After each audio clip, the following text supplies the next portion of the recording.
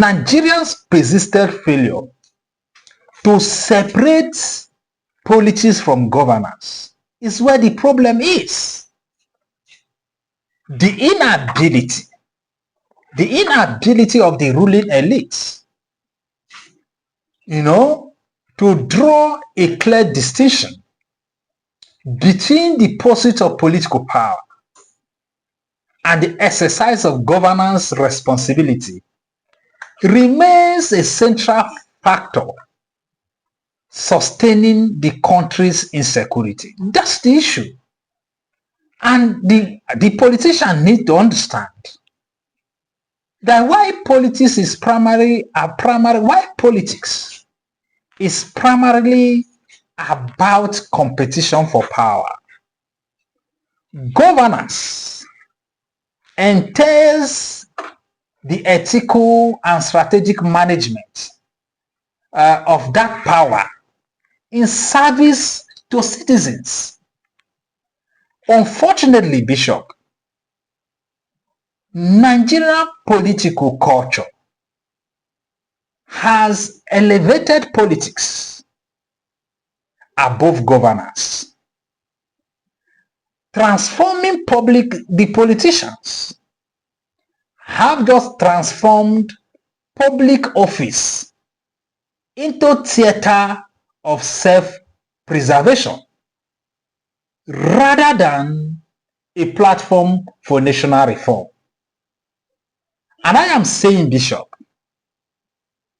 that for decades, for years now, critical decisions on insecurity, institutional reform, and resource allocation have been filtered through political interests rather than guided by evidence-based governance imperatives.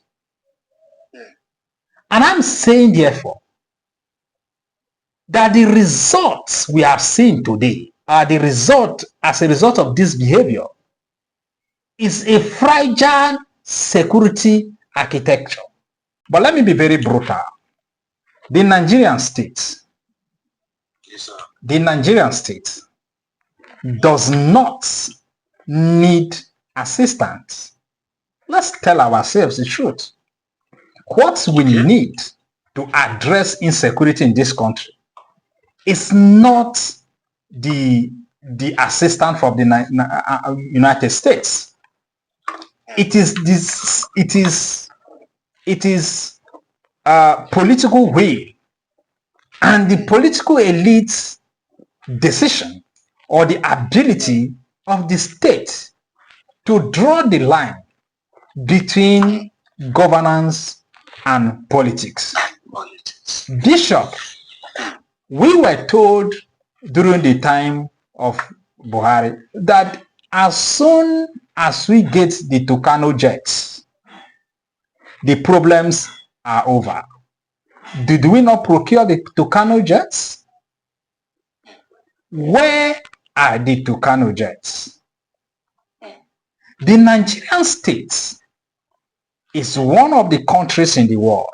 I had told you before that one of the reasons they argued that every SIM card must be linked to NIN is that every conversation can easily be monitored and be tracked, right?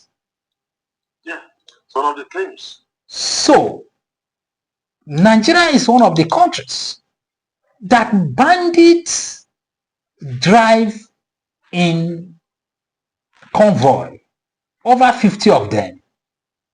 In the daytime. In the daytime. Nigeria is one of the countries people demand ransom using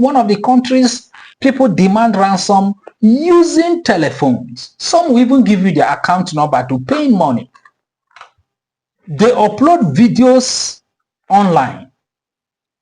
And I'm saying that the Nigerian state has a lot of intelligence to address insecurity.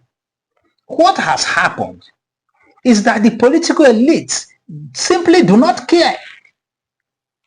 They are running helter-skelter here and there because Trump said he's invading. Because Nigerians are being killed. And the politicians really don't care. Because the primary responsibility of the state is to secure lives and property and ensure the welfare of the citizens. So if you can't provide this, why are you in government? Of course, it's so easy for them to spew out narrative, or to say we don't have resources. How well have we utilized the resources that have been deployed? Who is accounting for huge resources that have gone into security, providing security in this country? I think that we need to be serious. We need to understand that what the political elites, like as I had told you before, need to call participatory dialogue amongst themselves, to have sincere conversation, to tell themselves, one, that they need to address public safety issues that have derailed into national security. They need to tell themselves that, of course, politics is important, but governance must become above politics. I can't imagine that the Nigerian state is more interested in politics than governance.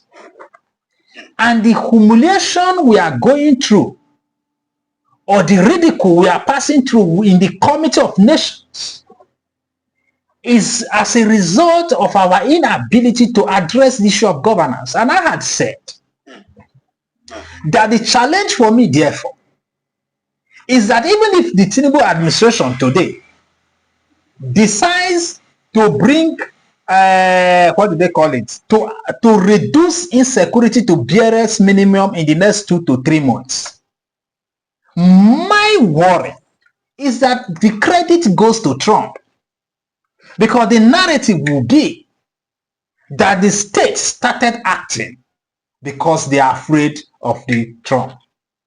They will begin to hear the fear of Trump is the beginning of all, the fear of Trump is the beginning of wisdom.